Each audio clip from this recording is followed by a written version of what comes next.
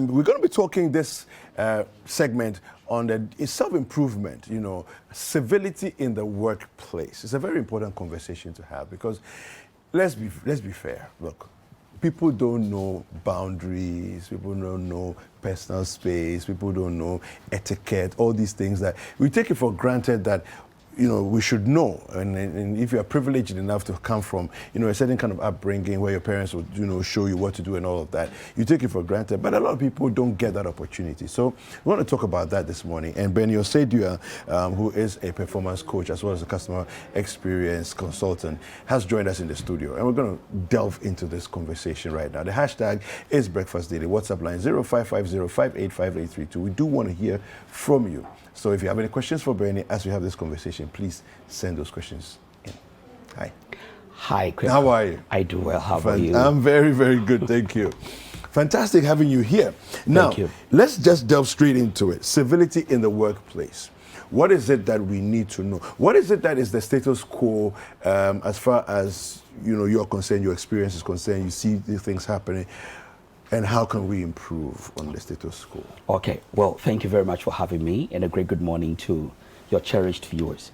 I think it will be fair to first get to define what civility is. Okay. And that's practically demonstrating politeness and courtesy towards other people, while you also consider, like you mentioned, their personal space or whatever is interested in their environment. Okay. All right, so here we talk about a lot courtesy, politeness, being, practicing etiquette, if you like, good manners. Now, in the workplace, there are so many things that can happen that shows whether you're civil or, if you like, whether you're courteous. Yeah. And many times most of us have open, floor plans in our work environments. Yes. And in situations like that, there are things that you need to note. When you go to the lifts, when you go to the staircases, yes, there are rules of considerations that you must be able to have. The last time I was here, we spoke about washrooms and bathrooms. Yes. Today, we're talking about in the work environment. Okay. What are some of the things you should be mindful and considerate of others about? Okay. So, for example, something typical, people go for meetings, they jump into the seats. When they get off, they just wake up and walk away. One of the things that shows that you're courteous and you're civil is that you tuck in the seat. It's common. Okay. This is very basic. That okay. If you work in a place, when you get off your seat, it's ideal and courteous that you tuck in. Okay. So you're saying that, so for example, I walk into my boss's office. Yes. There are two seats and then he's behind the desk. That's correct. When I pull a chair and sit down, it's courtesy or it's courteous when I get up from the meeting and I'm leaving to push the chair back Tuck in it back place. in. That's correct. Okay. That's correct. Okay. And even to start with, before, be offered a seat. Yes, Don't it might just be your boss. assume Don't and just assume demand and a just seat, get onto okay. it. So it's very ideal that you take a stand and then he offers you a seat. But remember, it's his environment. Maybe he doesn't really want you to sit down. Just yeah. a chit chat and then you're off. So these are some of the very simple things you must be able to take into consideration. Okay. One other bit is staircases, or maybe let me say doorways. Okay. All right. The rule is that the one exiting has preeminence. Okay. So if I meet someone at the doorway while I'm entering a room, the one exiting the room takes that preeminence. Okay. So you allow the one exiting to come out before you go enter. in. Okay. All right. So that is the rule. Many times. How do you deal with recalcitrant people who insist on walking in as you're exiting? Well, the truth is, if they are, allow them. Okay. Because then you are also being courteous. Okay. Because obviously they won't give you the way.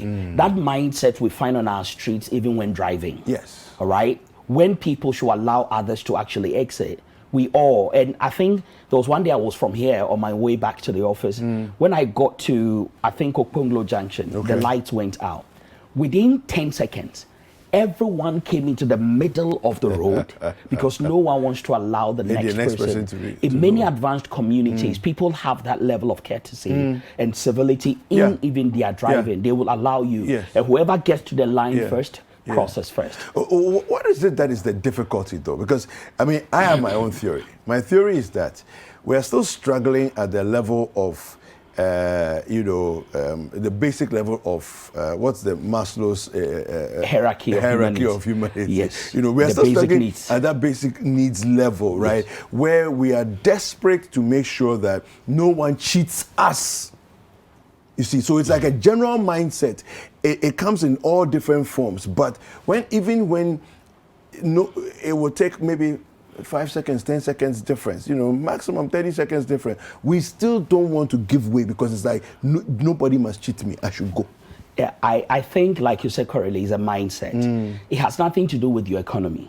No, it doesn't. It has everything to do with the mindset with which you live your life. Okay. There are poorer countries in Africa. I've had the privilege through my work, to visit 15 of them. Okay. And I tell you, Tanzania, Uganda, some of these places might not be privileged to have what Ghana has.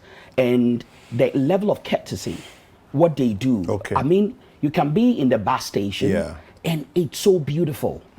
Go to Tema Station and it's chaos. Yeah. Chaos. Do you understand? So it has nothing to do with... So it's a mindset. It's a mindset of the people. Everyone feels I'm smarter than the next person, and I want to do it than the next person. And these are the things that when we live our lives and trade by, of course, we're going to create chaos in our environment. All right. So it's ideal that we talk about how we can deal with it.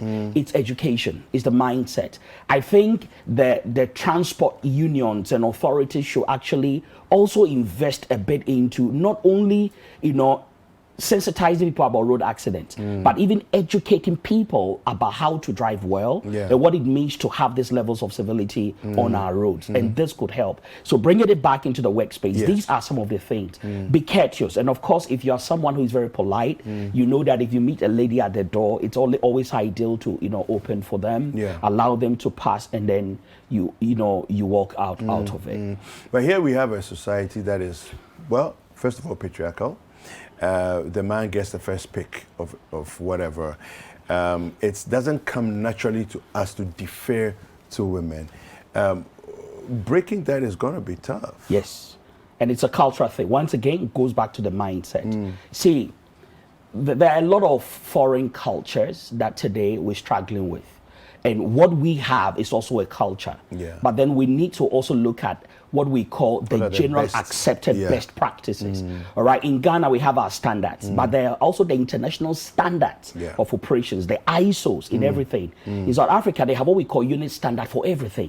There is a unit standard for preparing tea and coffee and making of beds. These are defined by communities, matching or pegging them against best practices that are out there. Ghana is not working in silos, and we are not isolated. We live in a global community. So if we intend to play ball, because you travel, you go places, no matter what my patriarchal background and culture is in Ghana, when I go out there, it's a world standards that will peg me at, not Ghanaian culture. Right? And this is why it's ideal that when you start getting that exposure and levels of working in an environment, have that mindset to want to engage people on a very more civil I like the fact that you bring the travel thing into it, because Ghanaians like to travel more than almost any other culture in the world. Maybe Nigeria will be touched to it. So as soon as you bring traveling into the mix, it's a good bait for us to learn the right things. Because you know that, okay, if it's travel is talking about, then let me learn what it is that I need out there. So as far as the workplace is concerned, if somebody is being bullish about their position, about, how do you deal with difficult characters, when it comes to these, etiquettes and courtesy? I think a lot of orientations need to happen in our workspaces. Our HRs need to take their mantle to be able to develop people's mindset, because this contributes also to the culture in the environment where you find yourself. Orienting people, how the onboarding takes place, the kind of information that are passed on, because all these things will contribute to the culture that is trying to be established within the work, the workplace. So if there's an environment, I walked into a bank as I was waiting my turn, and just when it was mine to be served, one other employee, or if you like staff, came to this friend. So the one to serve, there was a lady. And of course, they've got that bond. So you can see how they were talking. The guy sat on, the customer service desk with his back to me. Oh, wow. And when the lady woke up to go and run copies of my passport, you just smacked him in the bum. I kid you not. It was a shock to me. So immediately I demanded, I kid you not.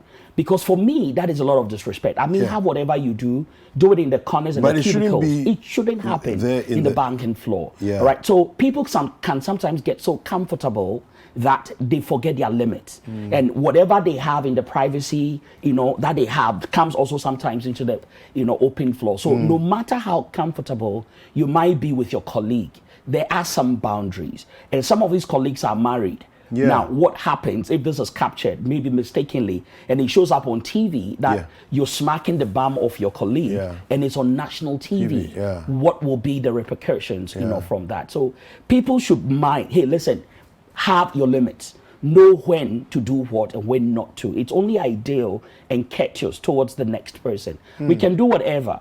And it's ideal to also understand that privacy must be something that you also have to, no matter the freeness you have. So play your play, but do it in private. But at the workplace, have that level of courtesy. One of my pet peeves is my desk. My desk is my shrine. Okay. I feel you. You feel me, right? Yeah. My desk is my shrine, right? But, ever so often, I'll come back to my desk the next day. People damp. I mean, I see activity has taken place at my desk. Well, before we find out how to deal with those kind of things, but why is it that people feel that they have access? I don't understand that. So once again, the consideration that is not happening. Yeah. I'm not being considerate. See, there is a way you like your mug to be handled. I don't like to share a mug. Yeah. I don't like to share a spoon. Yeah. People have their limits, and I think I should respect it. If you don't want me on your desk, so be it. All right, and it's ideal that whether you are there or not, I should be able, and that is what the word integrity means. It comes from the Greek integer, that is sameness at all times, irrespective of who is present or who is not. All right, so it's ideal that if this is your workspace, you like it to be handled a certain way, because where you sleep determines what enters you and what you pursue. So where you work from will determine what chemistry runs through your genes, right? So it's ideal that if that is your space and that's how you want it handled, respect it. Yeah. No, I mean, look, I honestly, I don't care per se what happens in my absence, but for goodness sake, leave things as you found them. How difficult is that? Unfortunately, not all of us have the... And this is why the orientations, these conversations are ideal. And it shouldn't end here over a 15-minute conversation. But beyond here, some of the things that should remind us. And in the work environment, there is something we call job aids. These are some of the reminders we post around. Usually we use it in the washroom. When you finish YBC, close the lid. They say that the cleaning fairy is off duty. Oh, yes. Yes. Clean after yourself. Exactly. You understand? These are some of the things that we need to see. It's not part of us. We've grown 30, 40 years without it. So there must be some constant reminder of some of these things to help us shaping that culture. Those who don't respect personal space, how do you handle them? The truth is you can't beat them. You can't fight as them. much as you would like to. As much as you might like to. You can't. So once again, you don't need to quit talking about it. You don't need to keep putting it in their faces and confronting them about it. Truth is, with time, people will learn. And if you keep at it, trust me, along the line, something will shift. You cannot do anything about it. And it won't be ideal to always keep fighting in the work environment because they keep getting on your toes. But you need to keep reminding, as politely as you can. Until one day, if you lose it, okay. Disclaimer. Until you lose Disclaimer it, right? There are some people who, okay, let's talk about those, part of courtesies within the workplace. Those who talk loudly, like we're all talking, then they start to bark. It's like that's their default. What about that? So once again, it's a reminder. You see, everything we're talking about are things that are not very natural and, second nature to the people. And you need to keep it down constantly. I have a friend like that. Immediately he gets into the conversation, he goes up there. So you need to remind him. And immediately you do, he actually brings it down. Then after a couple of seconds, he increases the volume again. But you also need to keep reminding. So just gentle but constant reminders. Constant reminders. Okay. All right. And you will be in their minds, even in your absence. Sometimes they will start it. Okay, cool. Then they will bring it down. Yeah. Constantly, they will get to bring that element of change. The beauty is consistency. Yeah. Don't be rude to them. Just be consistent. Be polite, but hate it. That's how culture, changes. Yeah. Be consistent with it. Don't hit and run. Be consistent. Keep doing the same thing with all the politeness. People learn. I have another pet peeve. Lack of respect for time. The Ghanaian thing, right? We have a production. We've all agreed on X time. Sorry, are we talking generic civility in the workplace, or we are talking CT? I'm using an example from my life. All right, okay. Yeah, my life, an example. Okay. So we have a production. Yeah. We've given a time. Several members, they said the time, it's like, you might as well even not have mentioned the time because we're just doing what we want. How do we try and... See, people will not do what is expected. They will only do what is inspected. Okay. So in performance, we say inspect what you expect. Create a system that allows people to have takeoffs, the things that needs to happen. Okay. Production has a plan. The plan involves people. People play roles. The roles will constitute into something we call key performance goals and indicators. Okay. These must speak to something. If there are no rewards, all right, or if you like, if there are no demotivators with regards to what I'm doing, I will not be motivated to do anything. Okay. Right. So it's ideal that some of these things are built into the KPAs and the KPIs of people that are working. See, the conversation about performance is very ideal because anything you're not monitoring, you're not measuring. And what you cannot measure, you cannot manage. Yeah. You need to measure. I don't care whether it's your BP or it's the fuel gauge on your car. When you can measure it, it will help you to manage it. Because if your dashboard is not working, your fuel gauge is off, you wouldn't know when you need to buy fuel. And trust me, because you cannot measure, nothing will even prompt you to drive into the filling station. You might think, oh, let me drive around and look for a goat meat, joint. All right. But when you can measure it, it will prompt what you manage. And that is why it's ideal to have some of these things engaged with our KPAs and KPI culture. Yeah. Finally, just to wrap this up for us, let's talk about accepting compliments and giving compliments, giving praise and accepting praise. I think that sometimes people can be a bit flirty, should I say, for a lack of a better way of describing it, in giving compliments. That's correct. Right? Talk a bit about that. Well, the truth is, when it comes to professionalism and civility, there are some words that are no-no. I can never, whether a guy or a girl or a lady or a gentleman, I can never use the word sweetheart, dear, la vie. If you're being professional. If you're being professional. Okay. Because this is very ideal. Remember, someone could be in an environment who might not know the kind of bond that might exist between the two of you.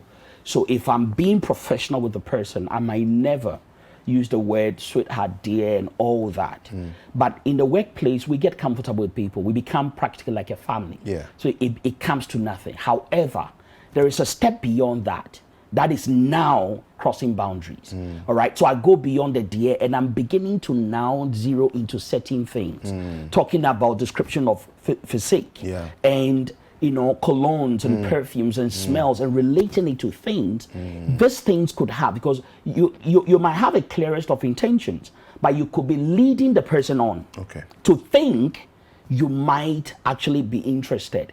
Then suddenly they start shifting and adjusting that direction, but that might not be your intent. So it's ideal that I always say, keep it simple, keep it clear. You might share compliments. Of course, if someone looks beautiful, what is wrong with that? Yeah. I, for instance, would love to have a Pioco's hairstyle for, Christmas or a function. Beautiful. I mean, it's true. I told my wife, I just love... You have to go there. All right, so Why? You know what's going to happen when you get off the show, right? I hope she's not around. All right. Yeah. So yes. Yeah. So let's basically just wrap it all up, Okay. the whole conversation up. Okay. The importance of civility in the workplace. So it's ideal that as an individual, as a professional, the last time I was here, I said something that I think was quoted by Carla Harris. Carla Harris said that when people make decisions, when people take steps Yeah. to either hire you, fire you, promote you, increase your salary or anything, you will not be in the room. But the impressions you've left with people is what will convince them to make these decisions to favor you. You see, when you are that kind, that is clumsy, careless, you are boundless. You can get into anyone's space and do whatever.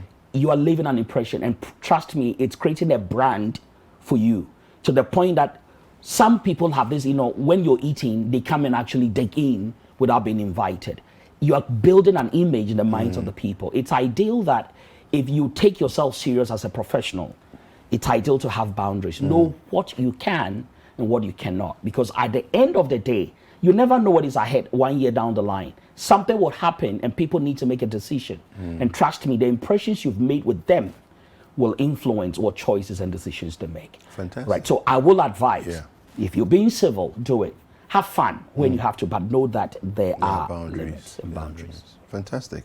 Thank you very much. How can people get in touch with you? Well, my number, you can WhatsApp is 0500 200 944, or you can have me on LinkedIn, Bernard Osei-Duah, also on Facebook as well. Instagram is Bernie Duah or Osei-Duah. You can find me on Twitter as well. Super. Thank you. Thank you very much. This has been very insightful, very helpful. Thank you. All right. And I'm sure Apioko will be watching. And, oh, my word. She's coming for you after this segment. Reverend Bernie Osei-Duah is a customer experience performance HR consultant and coach. And he's been helping us to understand how to practice civility in the workplace.